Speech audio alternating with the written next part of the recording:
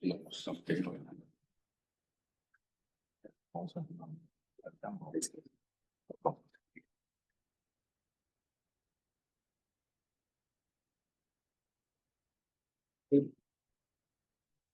各位早晨，歡迎大家參加今日嘅一個線上簡介會啦。咁今日我哋將會咧係介紹中醫藥教育與跨專業培訓相關研究項目 C4 計劃。咁睇下其中一個嘅第一個啦，即係 C4A 項目，我哋叫做香港中醫師核心能力核心能力標準研究項目嘅。咁今日咧我就係嚟自中醫藥發展基金嘅 Brian 啦。咁今日亦都好高興啦，有醫務衛生局嘅代表咧，就一齊去參與呢個簡介會嘅。咁包括咗醫務衛生局中醫藥發展專員鍾志豪博士、中醫藥發展助理專員吳志新博士，同埋高級中醫藥主任蔡家傑博士嘅。咁都感謝各位咧，就百忙之中去出席啦。咁希望咧今日嘅分享會咧，亦都可以係即係同大家去更加清晰去介紹一下呢個項目嘅一個背景啦、要求啦，同埋啲未來嘅方向點樣樣嘅。咁今次呢個簡介會咧，其實就有3個部分嘅。咁一開始嘅時候，我都會講解一下C4 計劃嗰個嘅簡介啦。咁然之後咧，亦都會係講解一下 C4A 項目當中嘅研究目標、研究嘅設計同埋一啲嘅成果嘅交付嘅。咁去到後面咧，都會再講下佢成個項目嘅要求啦，同埋安排啦。咁最後尾亦都有個問答嘅環節嘅。咁所以如果在場嘅參與嘅聽眾啦，有啲咩問題嘅話，咁都歡迎咧大家喺一個 chat box 入邊咧就去打大家嘅問題咁樣樣嘅。咁事不宜遲啦，咁我都簡單講解一下啦，中醫藥發展基金嗰個情況啦。咁亦都後面都講C4A 項目嘅一個簡單嘅一個概括嘅。咁基金咧，其實就喺2019年咧就係正式啟動啦。咁亦都係香港首個咧去專門去支援中醫藥發展嘅一個專項基金嘅。咁基金咧其實最主要嘅目標咧都係希望去提升中醫藥界嘅一個整體水平啦。促進中醫藥全方位同埋高質量嘅發展嘅。亦都配合政府嘅一啲政策方向啦，同埋行業嘅需要啦。咁基金咧就係由醫務衛生局中醫藥處咧係負責監督。咁而香港生產力促進局咧就係基金嘅一個執行機構嘅。咁基金咧其實一直以嚟咧都透過咧不同類型嘅資助計劃咧去支援咗香港嘅中醫藥喺臨床啦、科研啦、教育啦、人才培訓啦，同埋啲行業發展等等咧多方面嘅一啲需要嘅。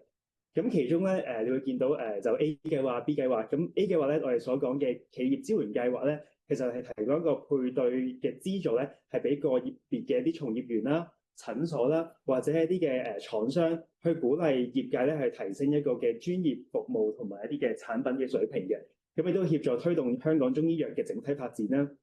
咁至於我哋所講嘅 B 計劃，就係我哋所講嘅行業支援計劃啦。咁係資助一啲合資格嘅機構咧去舉辦，有助提升中醫藥界專業知識水平啦，同埋促進行業發展嘅一啲項目。並且係即係個當中嘅範疇可能會包括咗啲專業培訓啦、認知嘅推廣啊、應用嘅研究啊，或者一啲嘅專項嘅調研等等嘅。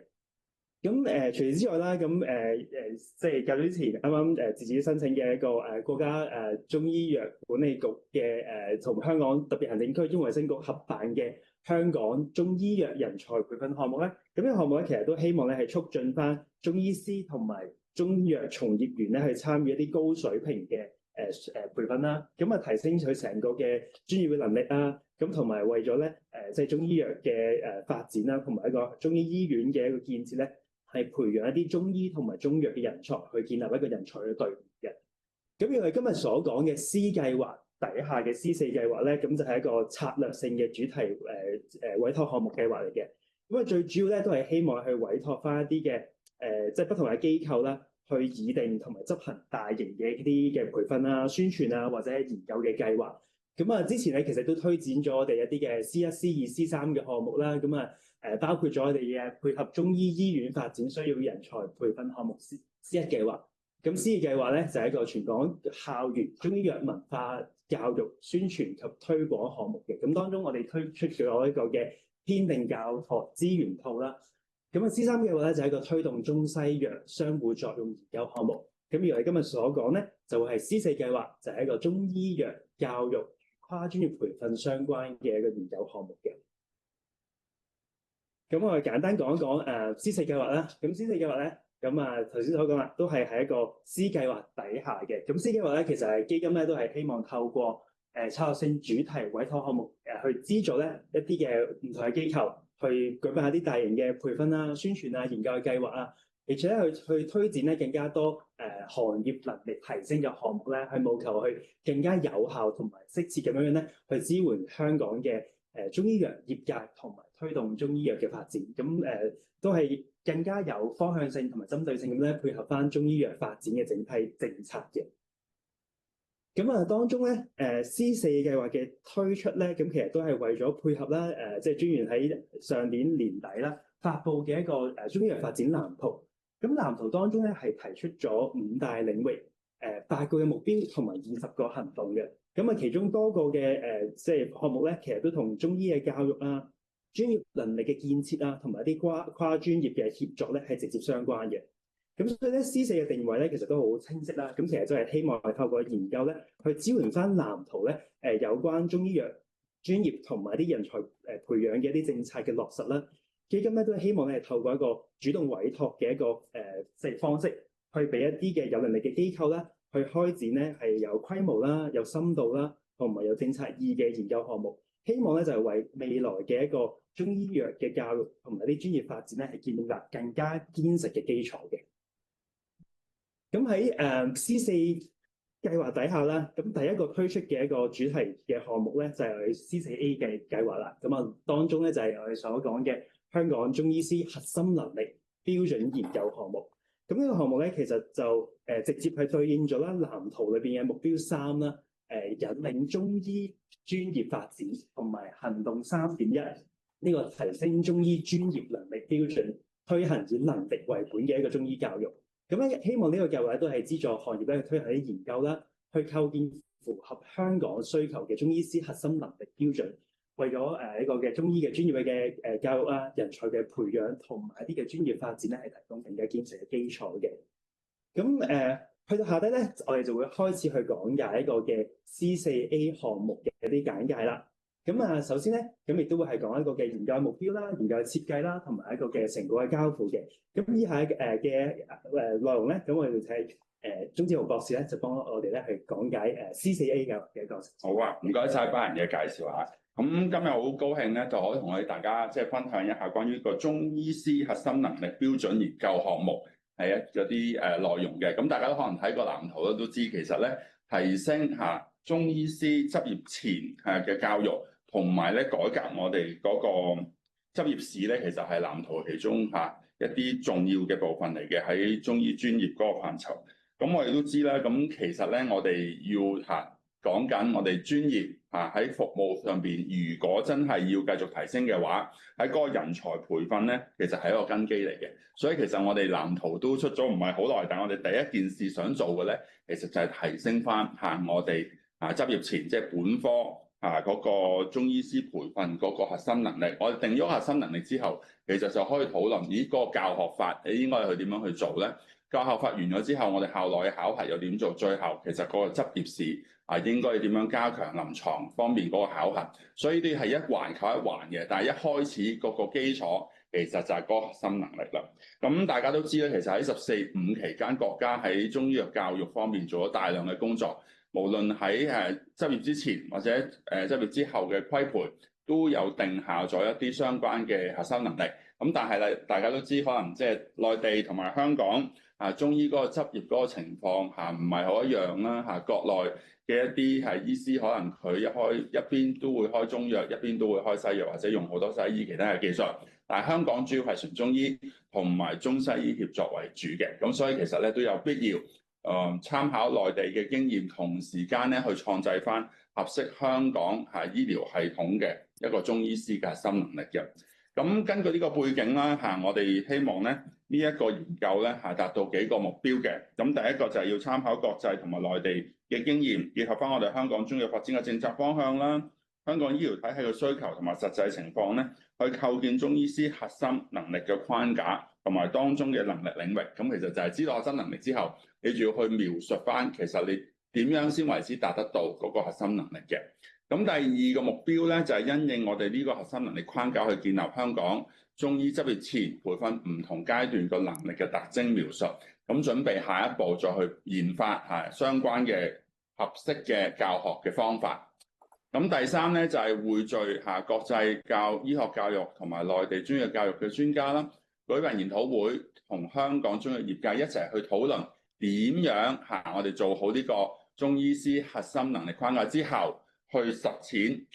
去改進我哋嘅本科嘅教育啦，同埋促進翻國際嘅交流同埋合作啦。我哋即係走出去嗰度都有提過喺藍圖入邊講咧，我哋中醫教育方面咧，其實可以扮演一個更加重要嘅角色去助力咧國家將中醫走出去嘅。最後咧，我都想特別提一下咧，咁我哋即係當然都會尊重翻中醫去專業自主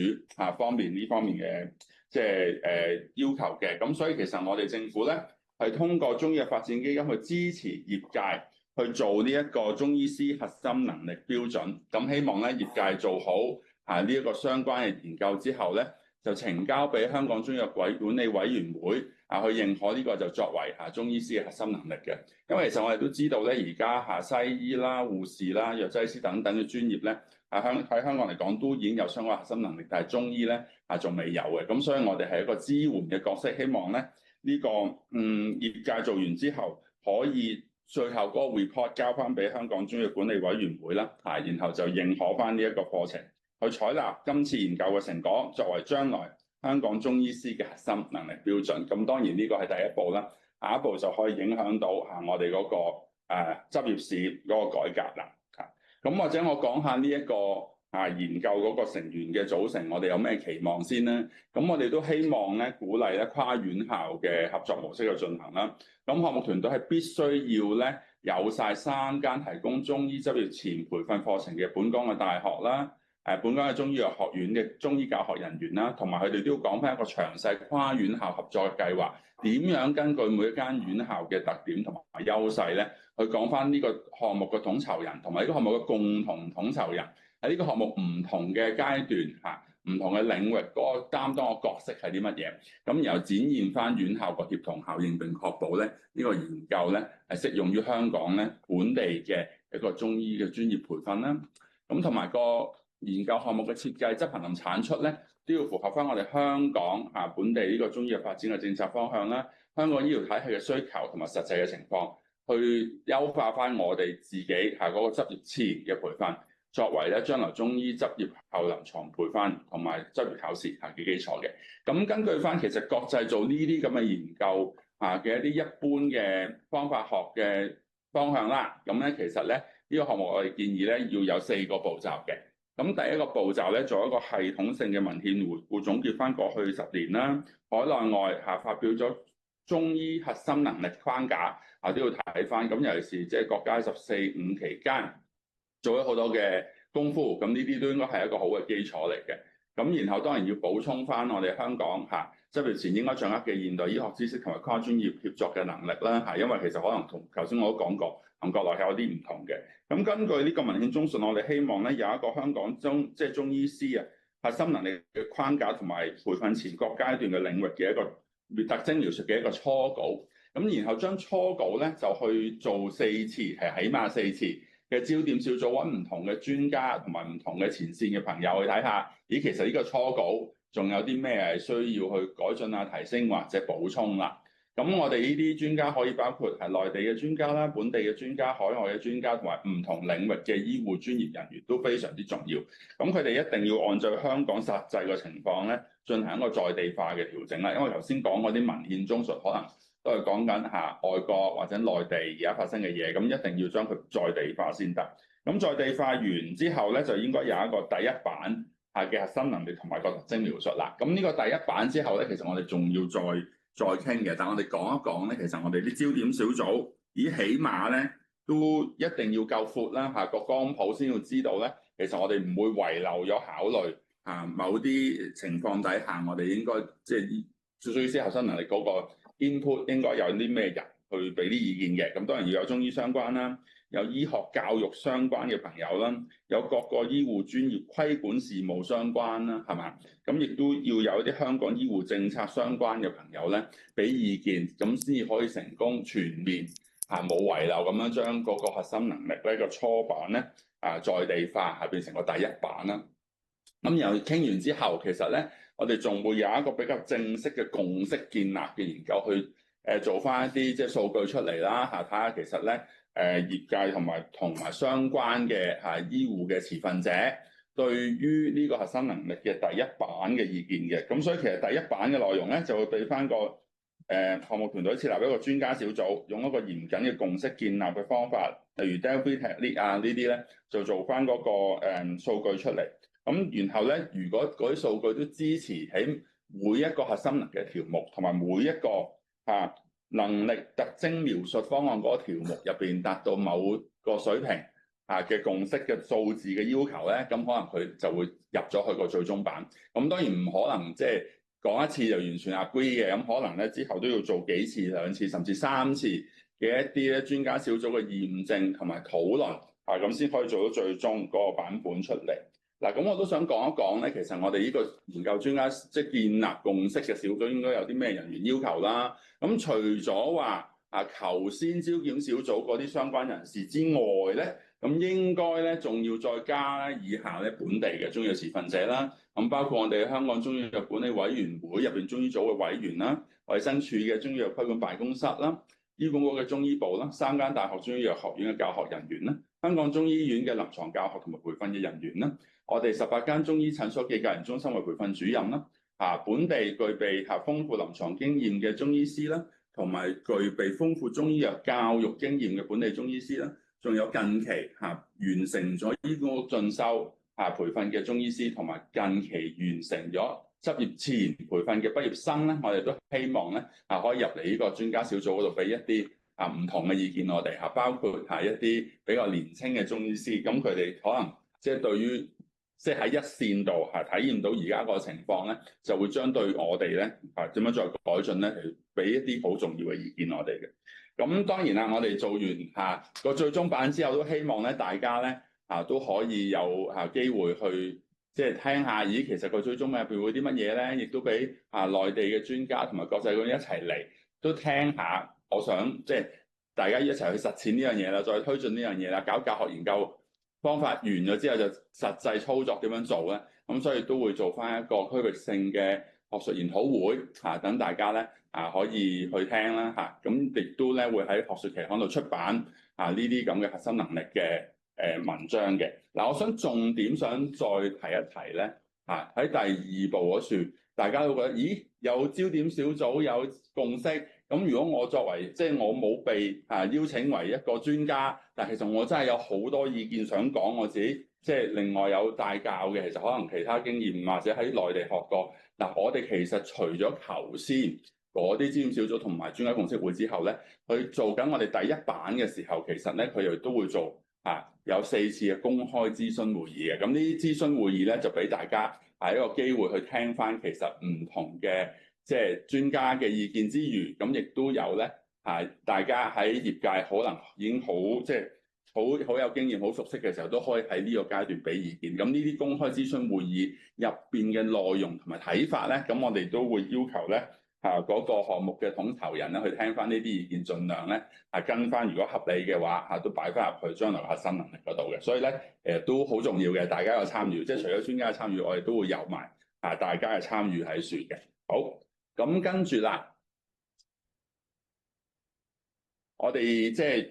都同一般嘅 B2 嘅申請一樣啦，我哋都係要求喺個方法學上咧要有一個透明性嘅。咁大家都知道，其實佢做呢個核心能力框架出嚟，每一個步驟都係點咧？佢跟咗啲乜嘢方法去做咧？佢認受性係點咧？等大家都可以有一個好清楚嘅答案嘅。咁所以其實咧，頭先嗰幾個部分，即係包括我哋嘅系統性嘅文獻研究、焦點小組同埋最後嘅德菲研究法，全部都要跟翻一個 Equator 網絡嘅報告指南去講清講楚佢入邊每一步要係點樣做。咁譬如佢申請嘅時候都要講清楚咧，佢將會係點樣做㗎啦。咁就俾我哋咧嘅委員咧去睇得清楚，其實佢講嗰啲方法夠唔夠嚴謹？咁如果唔夠嚴謹，可能就要再提升啲先至會落實嗰個工作會係點樣做嘅。咁如果真係去做，即係以我所知啦，去做嗰幾個 step 咧，都應該有相關嘅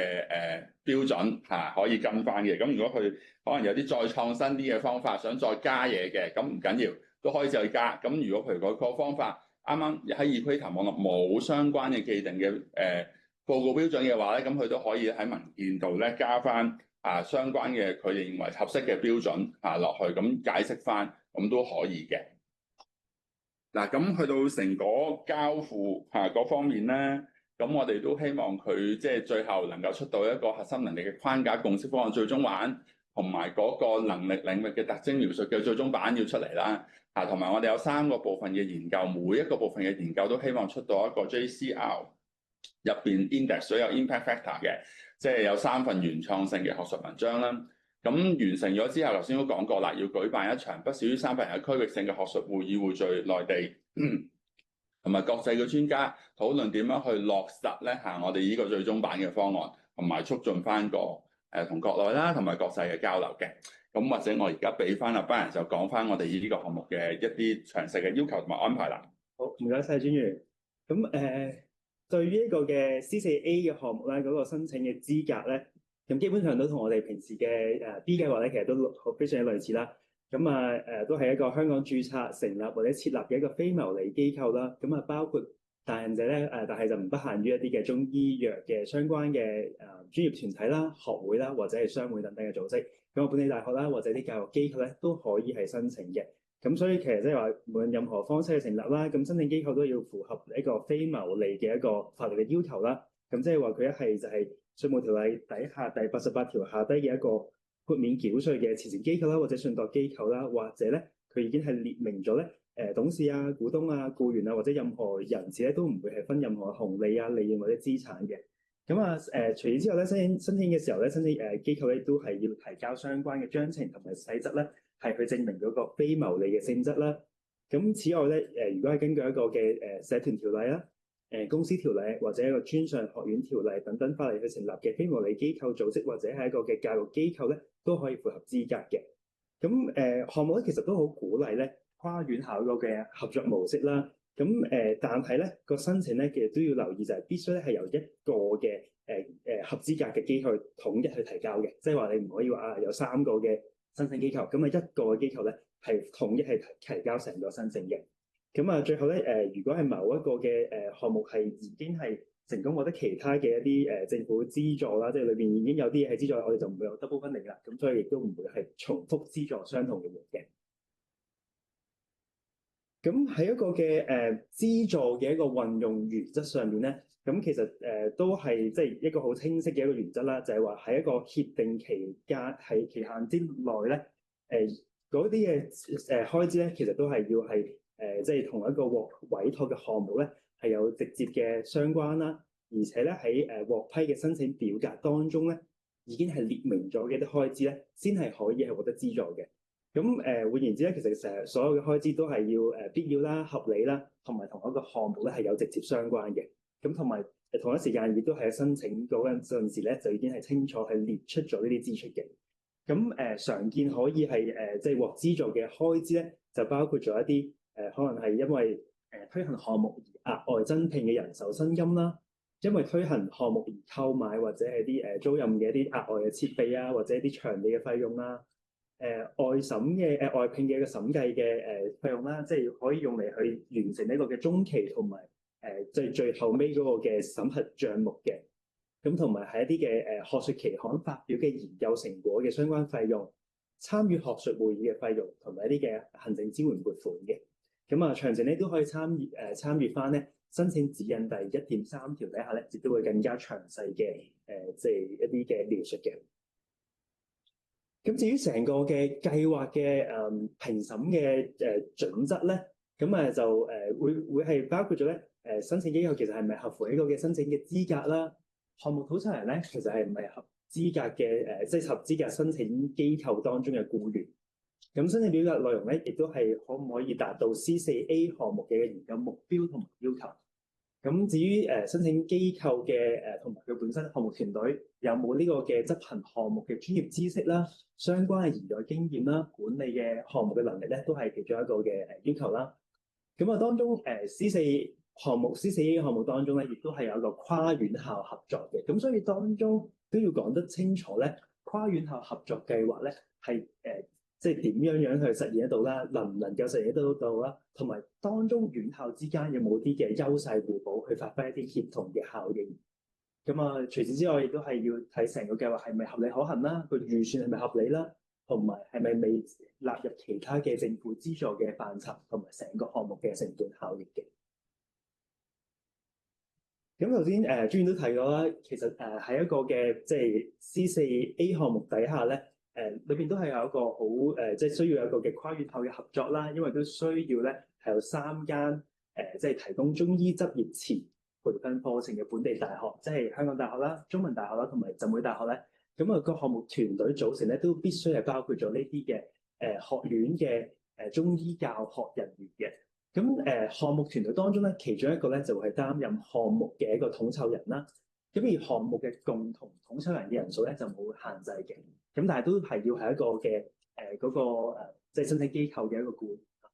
問。咁提供除此之後咧，亦都係要提供一個詳細嘅跨院校嘅合作計劃啦。咁要講得清楚每個院校當中有啲咩嘅優勢特點啦。咁啊，項目統籌人同埋項目嘅共同嘅一個統籌人分別咧係一個項目嘅角色同埋一個嘅工作嘅計劃。咁啊，同時間亦都要展現到咧跨院校嘅協同嘅效應。去確保成個嘅研究成果咧，都可以適用喺成個香港中醫嘅專業培訓。咁因為佢都要有唔同嘅院校嘅合作啦，咁所以咧都需要提交翻咧合作院校嘅一個支持信件，包括咗咧項目共同統籌人嘅一啲知識啦，同埋一啲嘅同意上述合作計劃啦。並且咧顯示咧係即係抄信咗即係所屬院校嘅負責嘅研究項目嘅部門啦，譬如佢嘅嚟嘅一個研發嘅辦公室等等嘅。咁至於成個嘅項目團隊咧，頭先即係專員都講到有好多唔同不同領域嘅一啲人員啦。咁所以咧，其實喺一個組成嘅人數方面，或者係所在嘅地域咧，其實係冇一個限制嘅。咁但係咧，都一定要包含晒不同領域嘅人員啦。咁其中一啲具備中醫藥教育經驗嘅一個教學人員啦，具備醫學教育經驗嘅西醫啊、護士啊、藥劑師啊、物理治療師啊、職業治療師啊等等一啲專職醫療嘅一啲即係不同種類嘅即係專業啦。咁同埋咧一啲嘅具備同埋熟悉醫學教育研究方法嘅人員嘅。咁當然都可以加入其他對於研究推展有必要嘅角色嘅研究人員咧。咁但係都要需要提供翻佢哋相關嘅理據嘅。咁除此之外咧，合作機構咁，因為譬如話頭先所講其中一個院校係嗰個嘅申請機構，咁其餘嗰2個院校咧就會係變成咗佢嗰個嘅合作機構啦。咁所以咧喺嗰個嘅申請表裏邊咧，都要係去表明佢屬意嘅合作機構嘅名稱啦，同埋提供嘅一個嘅理據啦。咁即係並且咧係將有關嘅一個採購程序嘅報價標書等等咧，就一併去提交嘅。咁如果你話真係喺遞交嘅時候未有屬意嘅一個合作機構嘅話咧，咁亦都可以喺遞交申請嘅時候咧去留空部分啦。咁待項目成功批核嘅時候咧，再根據翻採購程序咧去敲定最終嘅一個合作機構。咁所以佢可以係包括咗頭先講啲院校啦，咁啊其他嘅機構啦，都可以係擺落喺一個合作機構裏邊。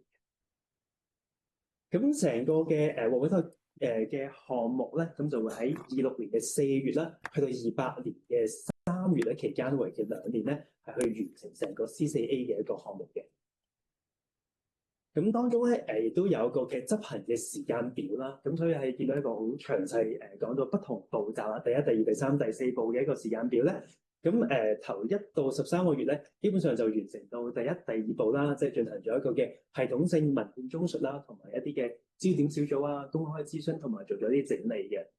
咁至於喺第14去到24個月咧，咁我亦都會進行埋第3同埋第4步，分別除咗嘅德爾菲嘅研究啦，同埋當中一啲嘅撰寫嘅報告啦。咁其中咧喺第18個月嘅時候咧，亦都要撰寫同埋提交初步嘅一個研究報告嘅。咁喺頭先所講啦，即係喺第18個月嘅時候咧，要完成提交嘅報告咧，就係一個香港中醫師核心能力框架共識方案最終版同埋佢當中嘅一個嘅能力領域。咁亦都係要提交呢個香港中醫執業前培訓階段各能力領域嘅一個特徵描述共識方案最終版。咁當然，如果話因任何原因啦，獲委託機構未可以喺一個指定時期裏邊咧，係即係完成相關嘅一個情況嘅話咧，咁就需要係獲得基金或者政府啦另行同意嘅。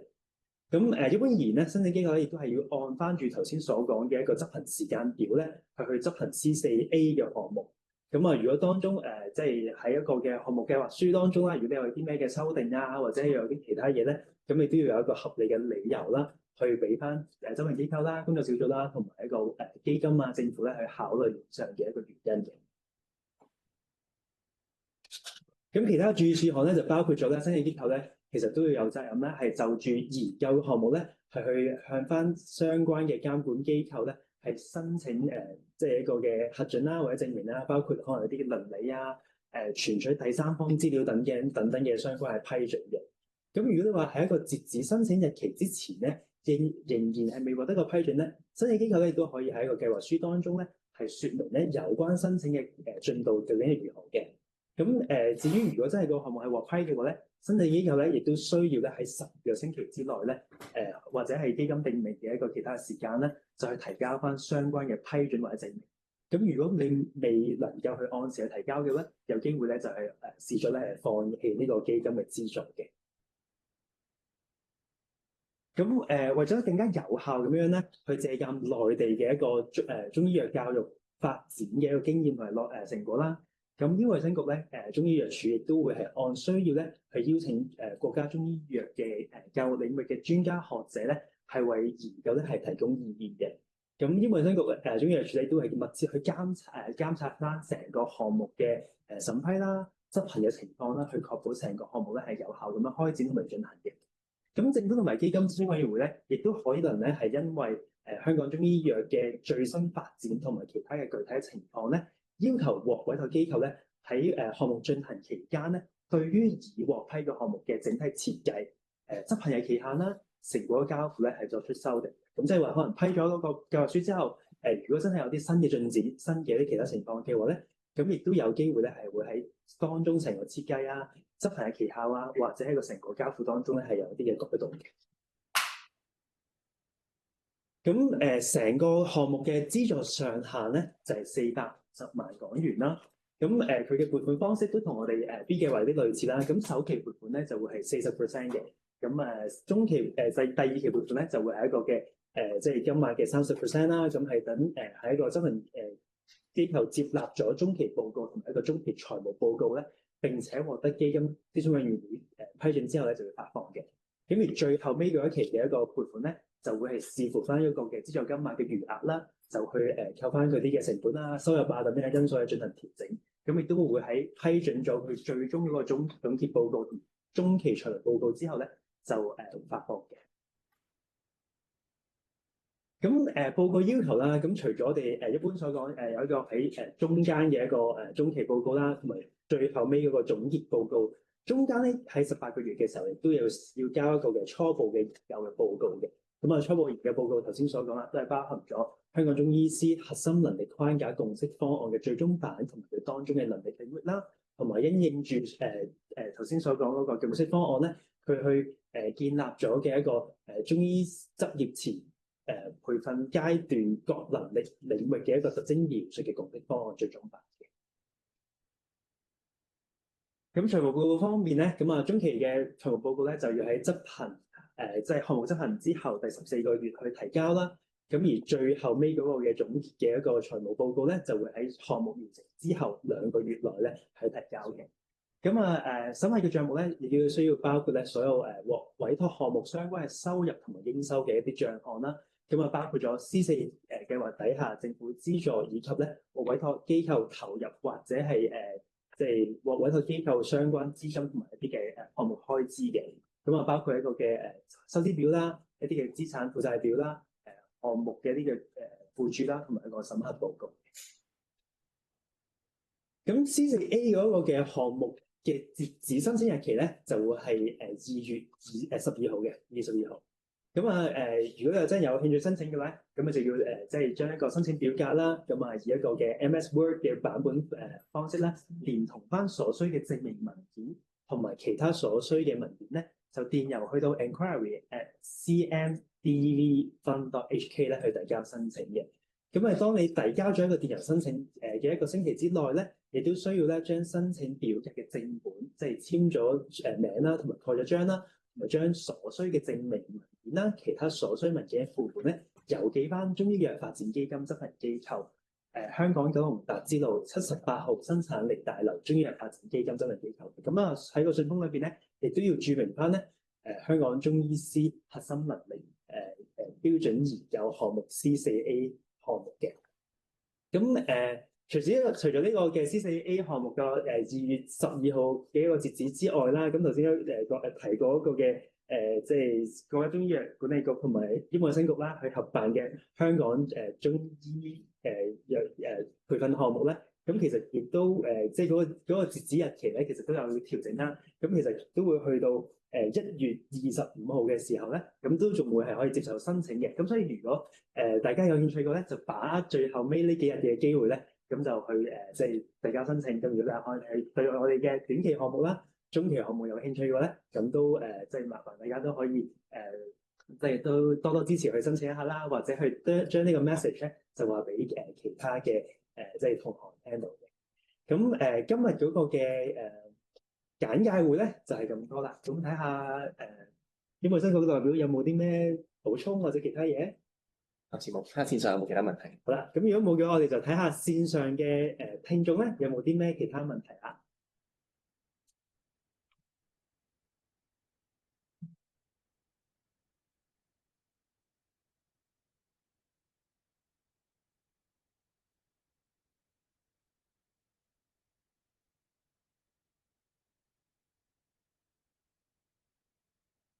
線上咧有一條問題咧係關於個申請資格，咁就住已經獲委託進行C計劃底下嘅其他項目嘅機構啦，究竟係咪可以就 C4A 項目咧再遞交申請？好，唔該。咁原則上咧，咁其實如果係獲即係譬如話其他嘅 C 計劃啦，都已經係可能係即係已經係獲委託嘅，咁其實咧都可以係就住 C4A 計劃咧係提交申請嘅。咁因為就住每一個嘅申請咧，基金咧亦都會按照翻咧既定嘅一個審批嘅標準咧，係進行一個嘅審閱啦。咁如果申請機構已經係獲得基金委託推行其他嘅 C 計劃啦，咁委員會咧亦都會係評估咧佢同時執行多於一個獲委託項目嘅能力嘅。咁所以咧喺申請機構咧喺嗰個嘅申請階段當中咧，亦都要説明翻咧同時執行多過一個嘅即係獲委託項目嘅一個可行性啦。咁所以你要喺嗰個申請表當中去講清楚，你都已經有其他嘅C 項目已經係進行當中啦。咁但係你都同時間要講得清楚，究竟點解你都可以繼續可以有咁樣能力係去執行呢個 C4A 項目嘅。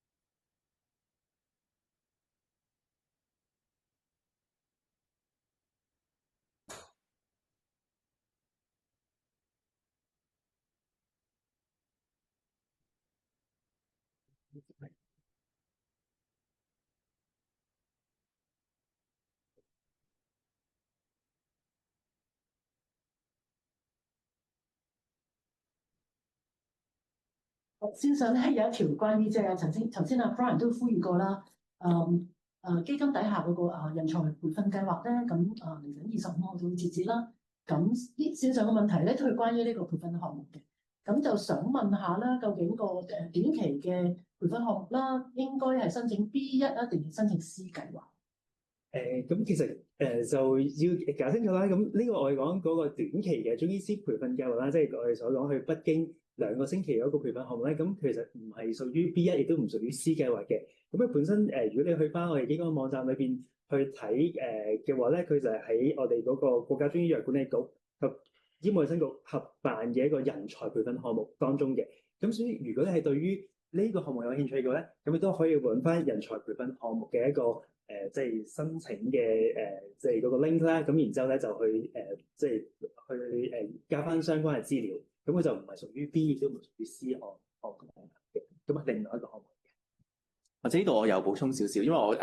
理解可能即係線上嘅朋友問嘅問題，可能係講緊如果佢想去提供一個培訓計劃嘅話咧，佢會應該申請 B 一定係 C。咁呢一度咧，或者我有少少補充咧，就係關於我哋今次呢個 C4計劃咧，並唔係提供一個中醫師培訓課程嘅，我哋係建立緊一個中醫師嘅核心能力嘅一個研究嘅項目啦。咁所以如果個別嘅機構想為一啲中醫師去提供一啲培訓計劃，而係想得到基金資助嘅話咧，佢係可以咧去尋求 B11計劃嚇，就係我哋嘅即係中醫藥嘅培訓課程嘅一個資助嘅計劃啦，去即係去構建個課程同埋提供俾我哋嘅中醫藥嘅人員咁樣嘅，咁就唔喺我哋今日講嘅 C 計劃嘅範圍裏邊咯。冇錯。